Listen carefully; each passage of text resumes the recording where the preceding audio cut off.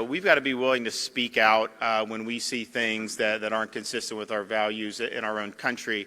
And most recently, having the federal government set up a Disinformation Bureau in the Department of Homeland Security is wrong.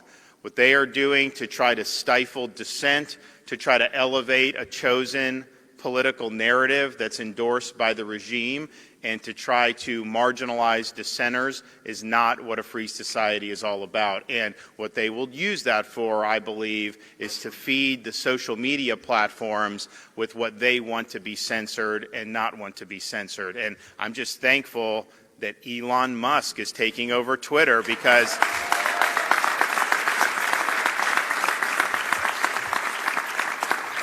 he's gonna open it up. And when he first did the offer, the board tried to fend it off because I think it was a great offer financially. And then, of course, if you look, his track record with companies is probably second to none. So he's going to improve the company for sure.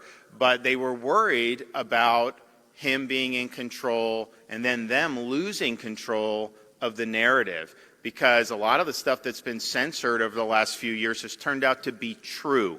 When you look at a lot of the stuff, I mean, there were guys that they were hammering me because I said kids needed to be in school in 2020, and they had all these people saying all this stuff. Now, no one will even admit that they wanted the kids law, even though many people did, including in Florida, who were fighting for politics reasons. So you see all these different things, and that, I think, is really what some of these social media platforms have become is, they want to enforce one viewpoint and one narrative, and then if you speak out against that, maybe you'll be suspended, maybe you'll be totally deplatformed, maybe your post will be censored. And they even do it for satire sites like the Babylon Bee. And that's one of the reasons why I think Musk was interested in doing the Twitter. So the opposition to what he was trying to do was not rooted in business judgment. It wasn't an economic objection. It was an objection for them losing control of the narrative. I think it's a good thing that they lose control of the narrative. I think it's a good thing that Americans are able to speak out,